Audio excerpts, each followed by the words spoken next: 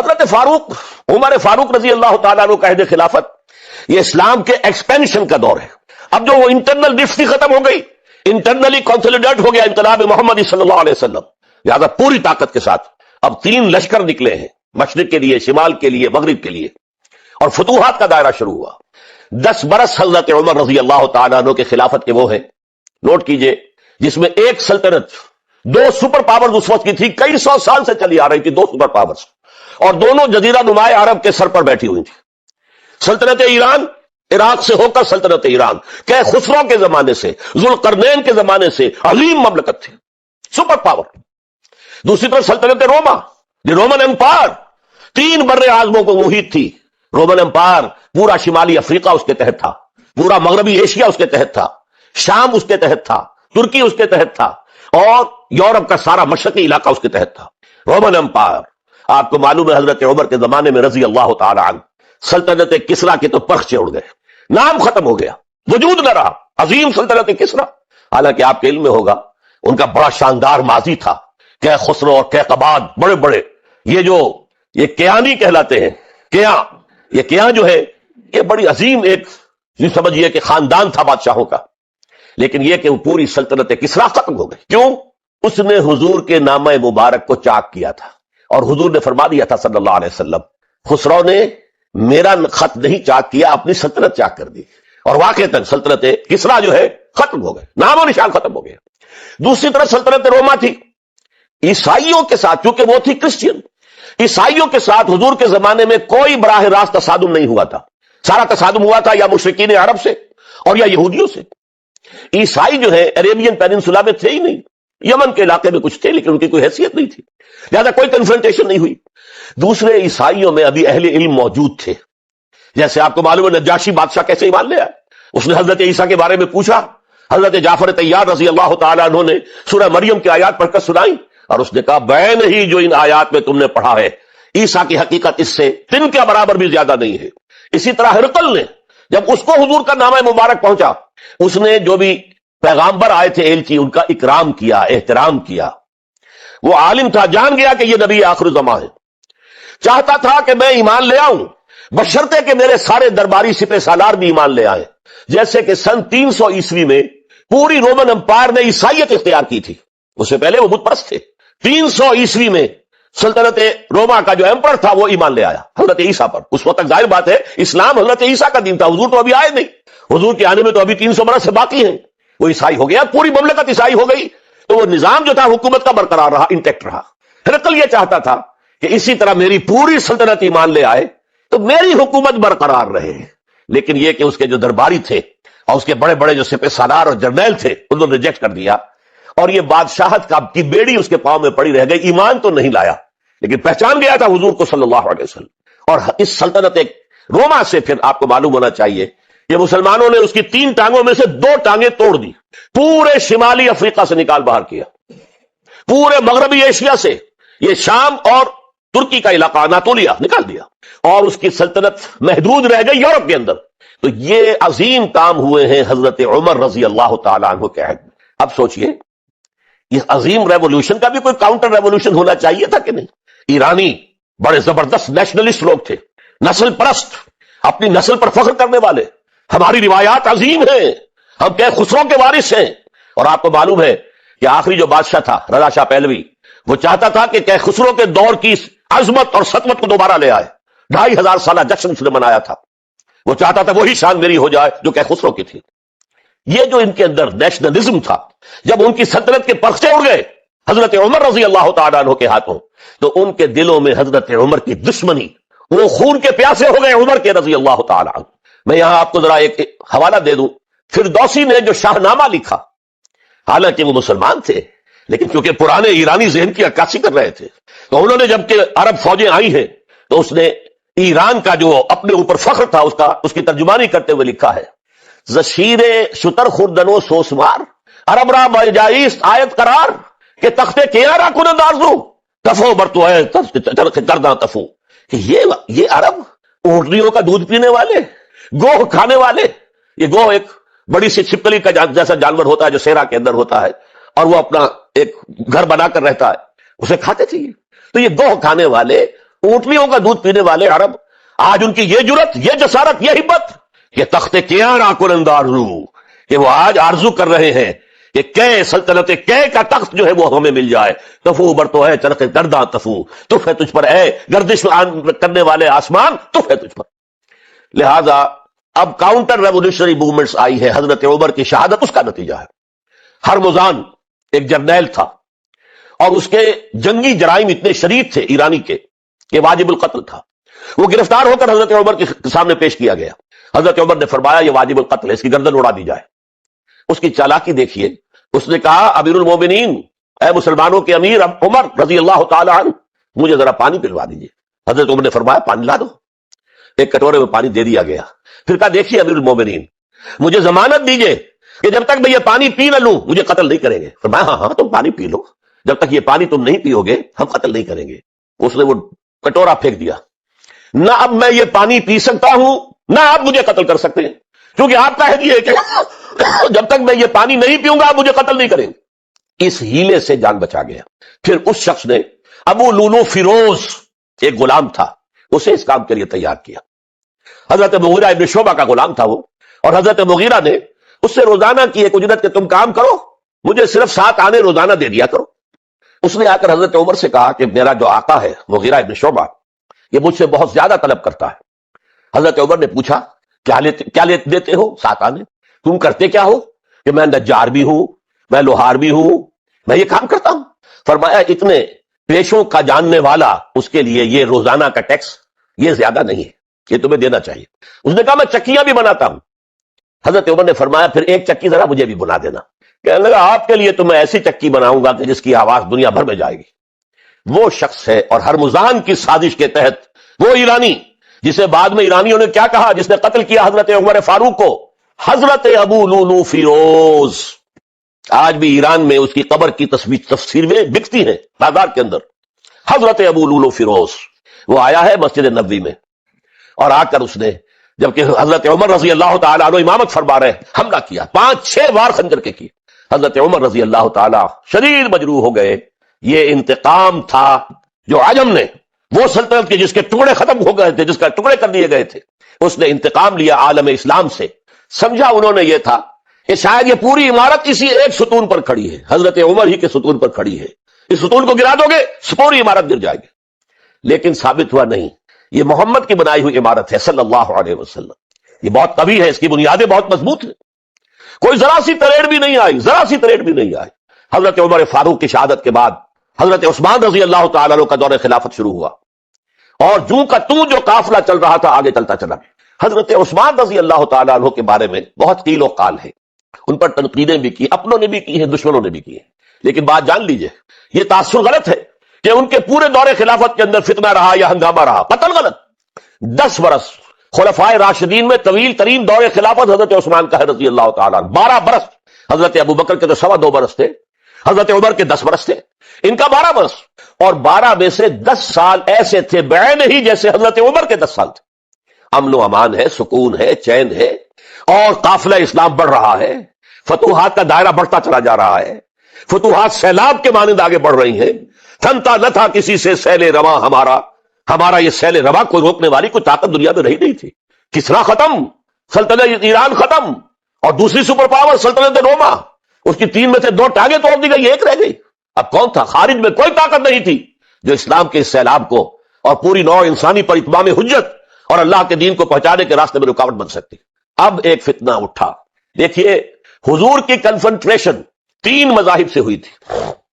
ایک مذہب مشرکین کا، شرک کا قلع کما کر دیا گیا جزیرہ نما عرب سے، ختم ہو گیا۔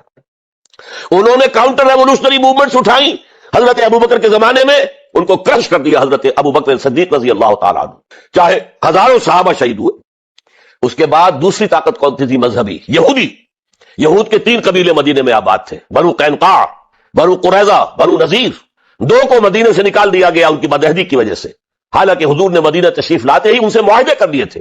ان کا میثاق مدینہ یہ در حقیقت ایک پیکٹ تھا، جوائنٹ ڈیفنس آف مدینہ کا۔ مدینے پر اگر کوئی حملہ کرے گا، اور ظاہر بات ہے کہ ایک امکان تھا کہ مکے والے آ کر حملہ کریں، مشرکین مکہ، لیکن مدینے کا ہم تحفظ کریں گے مل کر، مسلمان اور یہودی۔ لیکن انہوں نے ہر موقع پر وعدہ خلافی کی۔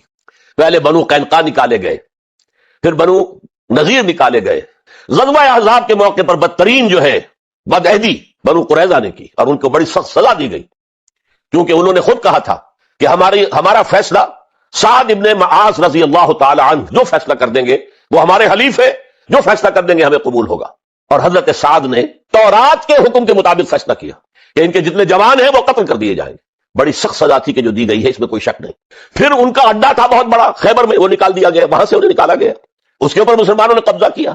جیسا کہ میں نے عرض کیا عیسائیوں سے کوئی کنفرنٹیشن نہیں ہوئی تھی، لیکن ان دو کے ساتھ ایک مشرکین عرب کا خاتمہ ہوا اور ایک جزیرہ نما عرب سے یہودیوں کا خاتمہ ہوا. لہذا ان کے اندر جلن تھی، انتقام کی آگ تھی. سب سے بڑا تو حسد تھا کہ 2000 سال سے نبوت اور رسالت ہمارے پاس تھی، موسیٰ سے لے کر عیسیٰ تک علیہ الصلوۃ والسلام. 1400 برس ہماری تاریخ کے وہ ہیں کہ کوئی ایک لمحہ بھی نہیں تھا کہ کوئی نبی موجود نہ ہو. نوٹ کیجئے اس بات کو.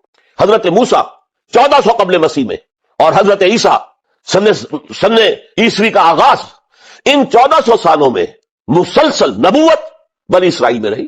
یہ حدیث ہے بخاری شریف کی، کانت بنو اسرائیل تسوسہم الانبیاء. بنی اسرائیل کی حکومت، ریاست، سیاست کا کام انبیاء کرتے تھے.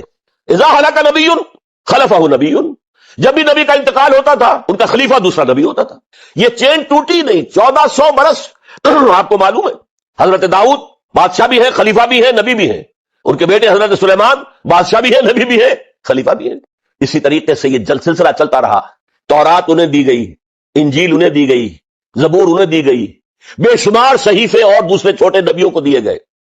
لیکن پھر اللہ تعالیٰ نے نبی آخر الزماں کی حیثیت سے محمد الرسول اللہ کو چن لیا، جو اسرائیلی نہیں تھے، جو اسماعیلی تھے، حضرت ابراہیم کے بڑے صاحبزادے حضرت اسماعیل علیہ السلام کی اولاد میں سے. اس پر انہیں سخت رنج، حالانکہ وہ پہچانتے تھے حضور کو. ان کی کتابوں میں جو نشانیاں لکھی تھی وہ پوری حضور پر جو ہے متفق ہو رہی تھی. قرآن کہتا ہے یعرفونہ کما یعرفون ابناہم، وہ ایسے پہچانتے ہیں محمد کو صلی اللہ علیہ وسلم جیسے کہ اپنے بیٹوں کو پہچانتے. لیکن انہوں نے نہیں مانا. بدترین دشمن، حسد کی آگ میں جلنے والے، اور آج تک وہی معاملہ ہے. ان کی نیچر تبدیل نہیں ہوئی ہے. اب جو کچھ قیامت صغریٰ آنے والی ہے مڈل ایسٹ میں، عراق پر حملے کے بعد جو کچھ ہوگا، اس سب کی سازش کس نے کی ہے؟ یہود نے. یہ ساری اسرائیلی سازش ہے. بہرحال یہ علیحدہ بات ہو جائے گی. اب انتقام یہودیوں کا آیا. یہودیوں کو یہ معلوم تھا ہم تعداد میں اتنے کم ہیں اور ڈسپرسڈ ہیں. سن 70 عیسوی میں ایک رومن جنرل ٹائٹس، اس نے حملہ کر کے یروشلم بیت المقدس کی اینٹ سے اینٹ بجائی. 1,33,000 یہودی ایک دن میں قتل کیے. اور ان کا سیکنڈ ٹیمپل جو تھا، جو حضرت سلیمان نے بنایا تھا، معبد، عبادت گاہ، ہم تو اسے مسجد کہیں گے، مسجد اقصی، لیکن انہوں نے اسے کہا ہیکل، ٹیمپل. اس کو گرا دیا تھا نبوکدنضر نے 587 عیسوی میں. دوبارہ انہوں نے بنایا، اسے ٹائٹس نے گرا دیا. وہ آج تک گرا پڑا ہوا ہے. آج تک صرف ایک دیوار اس کی سلامت ہے جسے وہ ویلنگ وال کہتے ہیں. وہاں جا کر ماتم کرتے ہیں، روتے ہیں، پیٹتے ہیں. اور اس کو اس وقت سے نکال دیا گیا یہودیوں کو، نکل جاؤ فلسطین سے، بھاگ جاؤ یہاں سے، دفع ہو جاؤ. لہذا وہ ڈسپرس ہو گئے. کوئی یورپ چلے گئے، کوئی روس چلے گئے، کوئی ہندوستان چلے گئے، کوئی افریقہ کے ممالک میں چلے گئے، کچھ ایران میں آ گئے. یہ سب اس کو وہ کہتے ہیں ڈایاسپورا. ہمارا وہ دور جس میں ہم دنیا میں منتشر تھے. جب پوری دنیا میں منتشر تھے تو ظاہر بات ہے کسی فوجی مہم کے ذریعے سے مسلمانوں سے انتقام لینا ممکن نہیں تھا. لیکن انتقام لیا ایک ایسی سازش کے ذریعے سے، ایک ایسا فتنۃ الکبریٰ جو ہے برپا کیا ہے، جس کا کہ میں ابھی آپ سے اندازہ کرتا ہوں، جس کے نتیجے میں حضرت عثمان رضی اللہ تعالیٰ عنہ شہید ہوئے. اس کو یوں سمجھیے کہ حضور کے دور میں جن لوگوں نے شہادتیں پیش کی، انہوں نے اسلام کو قائم کرنے کے لیے شہادتیں دی. اب دور خلافت راشدہ میں جو شہادتیں پیش کی گئیں وہ اسلام کو قائم رکھنے کے لیے. جو عمارت بن گئی ہے اب گرنے نہ پائے، اسے دشمن گرا نہ دے، اس ڈیفنس کے اندر، اس تحفظ کے اندر جانے دی ہزاروں نے دی. حضرت عمر رضی اللہ تعالیٰ عنہ قائد خلافت ہے. بیت المقدس کا محاصرہ کیا گیا. فصیل بڑی اونچی، شہر اندر سے سیلف سفیشینٹ، حملے کا راستہ کوئی نہیں. محاصرہ طول کھینچ رہا ہے لیکن ان کے پاس رسد بھی موجود ہے، پانی بھی موجود ہے. وہ دروازے بند کر کے بیٹھیں گے. بالآخر اللہ تعالیٰ کی مشیت کا ظہور کیسے ہوا؟ ان کے کچھ علماء آئے فصیل پر، کہا دیکھو مسلمانوں، تم قیامت تک بھی یہاں پڑے رہو گے محاصرہ کر کے، ہمارا یہ شہر فتح نہیں ہوگا. ہاں ایک درویش بادشاہ کے ہاتھوں یہ شہر فتح ہونا ہے، لیکن تمہارے اندر ہمیں وہ نظر نہیں آ رہا. ابو عبیدہ بن الجراح رضی اللہ تعالی عنہ امین هذه الامہ، ان کا فوراً ذہن گیا مدرش بادشاہ مدینے میں بیٹھا ہوا ہے عمر رضی اللہ تعالی. اب ایک اور عمر بھی ہے جو قندھار میں بیٹھا ہے، نقشہ وہی ہے، سادگی کی حد تک نقشہ وہی، بالکل وہی، اپنی آنکھوں سے دیکھا ہے، دو ہی ساتھ. عمر اول عمر ثانی تھے عمر بن عبد العزیز. اب ایک اللہ کے فضل سے اللہ تعالیٰ ایدہ اللہ بنصرتہ، اللہ تعالیٰ ان کی نصرت فرمائے، دشمنوں کو ان کے مقابلے میں نیست و نابود کرے. انہوں نے ریکویسٹ بھیج دی کہ حضور تشریف لائیے، یہ شہر فتح ہو جائے گا. وہ ہے سفر تاریخی، اتنا طویل سفر، تقریباً 700 میل، ایک اونٹ، ایک خادم، ایک منزل پہ امیر المومنین اوپر بیٹھے، خادم آگے چل رہا ہے، اگلی منزل پہ خادم اوپر بیٹھا ہے، امیر المومنین آگے جا رہا ہے. اور جب پہنچے ہیں تو وہ باری تھی خادم کی، انہیں ہاتھ جوڑ دیا حضور خدا کے لیے، تم کیا کہیں گے لوگ، وہ میرا برا حال کر دیں گے، تمہیں شرم نہیں آئی؟ امیر المومنین پیدل آگے چل رہے ہیں نکیل پکڑ کر، اور تم بیٹھے ہو اوپر براجمان ہو. حضرت عمر فرمایا دوڑو دوڑو، نہیں باری تمہاری ہے، بیٹھ. اس حال میں پہنچے. اور پھر یہ کہ ابو عبیدہ بن الجراح آئے ہیں، استقبال کیا ہے تو دیکھا ہے اس حال میں چلے آ رہے ہیں عمر، نکیل پکڑے ہوئے چلے آ رہے ہیں. اور کہتے ہیں کہ کہیں کیچڑ ویچڑ تھا، جوتے خراب ہو گئے تھے، وہ بھی اتار کے ہاتھ میں پکڑے ہوئے، کپڑے تو تھے ہی پھٹے ہوئے. انہوں نے کہا کہ حضرت ابو عبیدہ نے، دیکھیے یہ بڑا متمدن ملک ہے، بڑا مہذب علاقہ ہے یہ، آپ ذرا حلیہ اپنا دوست فرما دیں تب جا کے پیش ہم آپ کو کریں گے. آپ نے فرمایا نحن قوم اعزنا اللہ بالاسلام، اب وہ قوم ہے جنہیں اللہ نے عزت دی ہے اسلام کے ذریعے سے، کپڑوں کے ذریعے سے نہیں، دولت کے ذریعے سے نہیں. اسی حال میں گئے ہیں، اوپر سے انہوں نے کھڑے ہو کر نشانیاں دیکھی ہیں، اپنی کتابیں کھولی، ہاں یہ وہی ہے، اچھا لو جی سرنڈر، شہر تمہارے ہاتھ میں. خون کا ایک قطرہ نہیں بہا اور بیت المقدس فتح ہو. لیکن اس وقت حضرت عمر نے ایک نرمی یہ کی کہ یہودیوں کے لیے بھی اسے اوپن سٹی قرار دے دیا. یہ احسان عظیم حضرت عمر کا. اس سے پہلے یہودی آ ہی نہیں سکتا تھا، داخل ہی نہیں ہو سکتا تھا، وہاں وہ آ کر وزٹ نہیں کر سکتا تھا، زیارت نہیں کر سکتا تھا اپنے مقدس مقامات کی. حضرت عمر نے یوں سمجھیے کہ تقریباً 550 برس کے بعد ان کے لیے راستہ کھولا ہے کہ ہاں تم آ سکتے ہو، زیارت کر سکتے ہو. لیکن یہ عیسائیوں نے لکھوایا معاہدے کے اندر، انہیں یہاں آپ آباد ہونے کی اجازت نہیں دیں گے، لیکن کم وزٹ دی پلیسز، دیکھیں زیارتیں کریں اور جائیں. یہ معاہدہ حضرت عمر کا ہے رضی اللہ تعالیٰ، جو پھر خلافت راشدہ کے بعد بنو امیہ نے بھی اس کو آرڈر کیا، بنو عباس نے کیا. پھر جو ہمارے یہ ترکوں میں اندر خلافت آئی تو ترک خلفاء نے بھی اس معاہدے کی پوری پابندی کی. فلسطین میں آ سکتے ہیں یہودی صرف زائرین کی حیثیت سے، وہاں آباد نہیں ہو سکتے. اب آئیے اگلا دور آیا حضرت عثمان کا دور خلافت. یہ ہے وہ وقت کہ اب یہود نے امت مسلمہ کی پیٹھ میں چھرا گھونپا. وہ کیسے؟ ایک یہودی عبداللہ ابن سبا اسلام کا لبادہ اوڑھ کر آ گیا، معاشرے کا جائزہ لے لیا. ان میں بنو ہاشم اور بنو امیہ میں جو پرانی کشاکش تھی اس کے کچھ نہ کچھ جراثیم باقی ہیں. اگر ان کو ذرا بھڑکا دے تو مسلمانوں میں انتشار پیدا ہوتا ہے. کہا یہ عثمان کون ہے؟ یہ تو بنو امیہ میں سے ہے، یہ حق تو بنو ہاشم کا ہے، خلافت ان کے پاس ہونی چاہیے، محمد کے تو رشتہ دار وہ ہے صلی اللہ علیہ وسلم. عوام الناس کے اندر بات پھیلنی شروع ہوئی. پھر ایک بڑی سازش کے انداز میں حضرت عثمان کے خلاف پروپیگنڈا، حضرت عثمان کے جو عاملین تھے، گورنر تھے، ان کے خلاف پروپیگنڈا، اور ایسی ہوشیاری کرتے تھے کہ کوفے میں کوفے کے حاکم کے خلاف کچھ نہیں کہنا، اجی مصر میں یہ ہو رہا ہے، اجی شام میں یہ ہو رہا ہے، اجی یہ جو عثمان ہے وہ یہ کر رہا ہے، یہ ظلم ہو رہا ہے، یہ لوٹ مار ہو رہی ہے، یہ خیانتیں ہو رہی ہیں. اب نہ تو اس زمانے میں مینز آف کمیونیکیشن، کیسے تصدیق کریں گے؟ افواہیں تو آپ آج کراچی کے اندر شروع ہو جائے تو پتہ نہیں چل سکتا کسی کو کہ کیا اس میں صداقت ہے کیا جھوٹ ہے. اور بری بات جو ہے فطرت انسانی کی کمزوری ہے، وہ فوراً قبول کرتا ہے. کسی کے بارے میں اچھی بات ماننے کو تیار نہیں ہوتا، لیکن بری بات تو فوراً تیار. بہرحال یہ فتنہ انہوں نے اٹھایا، حضرت علی کی الوہیت کا فتنہ اٹھایا، حضرت عثمان کے خلاف الفتنۃ الکبریٰ برپا کیا. حضرت عثمان شہید ہوئے. اس کے بعد 5 برس تک مسلمان ایک دوسرے کی گردنیں کاٹتے رہے، باغی خانہ جنگی ہوئی. امت کو وہ زخم لگایا ہے جو آج تک جس سے خون رس رہا ہے. یہ شیعان عثمان اور شیعان علی تھے جو بعد میں پھر سنی اور شیعہ ہوئے، اور آج تک فتنہ کس نے جگایا؟ ایک عبداللہ ابن سبا یہودی اور اس کے کارندے، شیطان کا ایجنٹ، اور انسانوں میں سے بھی اس کے جو بھی حواریین تھے اور شیطانوں کے اندر سے بھی، انہوں نے بھی اس آگ کو بڑھتا ہے. یہ آپ سوچ لیجئے کہ یہ کس نے وہ زخم لگایا؟ یہودی۔ اگلا دور آیا، خلافت راشدہ ختم ہوئی، بنو امیہ کا بھی دور کافی گزر گیا۔ طارق ابن زیاد 712 عیسوی میں حملہ کرتے ہیں اسپین پر۔ اسپین اس وقت عیسائیت کا بہت بڑا گڑھ، بڑے کٹر ترین عیسائی جو ہے وہ اسپین میں تھے، لہذا یہودیوں کی وہاں بہت پٹائی ہوتی تھی، بہت پٹائی ہوئی، میں بتا چکا ہوں، دشمنی تھی چلی آ رہی تھی عیسائیوں کے ہاتھوں یہودیوں کی، وہ تو سن 300 عیسوی سے ایمپرر کانسٹنٹائن کے بعد سے شروع ہو گئی۔ اس حوالے سے یہودیوں نے اس وقت چالیاقی یہ برتی، کچھ راستے واسطے بتائے، کچھ مدد کی طارق ابن زیاد کی۔ طارق ابن زیاد نے انہیں اپنا محسن سمجھا، ہسپانیہ فتح ہو گیا تو یہودی چونکہ محسنین کی فہرست میں آ چکے تھے، انہیں بہت اقتدار نصیب ہوا، بڑی سپورٹ مسلمانوں نے دی۔ ان کے بڑے بڑے علماء جو اسی دور کے اندر پیدا ہوئے، بڑے بڑے تھنکرز ان کے اسی دور میں پیدا ہوئے۔ بن گوریون جو کہ ایک وزیر اعظم تھا اسرائیل کا، اس نے یہ لکھا اپنی کتاب میں، Muslim Spain was the golden era of our diaspora. وہ ڈائسپورا جو 70 عیسوی سے شروع ہوا تھا اور 1917 عیسوی تک جاری رہا ہے، اس میں سے گولڈن ایرا ہمارا جو تھا وہ مسلم اسپین تھا۔ ہسپانیہ میں بیٹھ کر ہم نے عیش کیے۔ میرا چینل دین اور دنیا کو سبسکرائب کریں اور شیئر کریں۔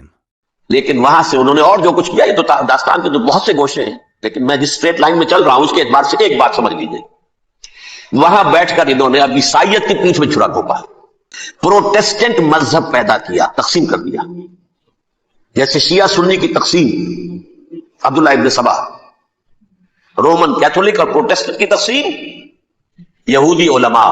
ہوتا کیا تھا، ہسپانیہ کی یونیورسٹیاں ہیں، کارڈووا میں ہے، ٹولیڈو میں ہے، گریناڈا میں ہے، غرناطہ، قرطبہ، تولیتلا، اور وہاں آتے تھے لوگ، فرانس سے چلے آ رہے ہیں نوجوان پڑھنے کے لیے، جرمنی سے چلے آ رہے ہیں، اٹلی سے چلے آ رہے ہیں، تین ہی ملک قریب ترین پڑھتے ہیں سینٹرل جو یورپ کے۔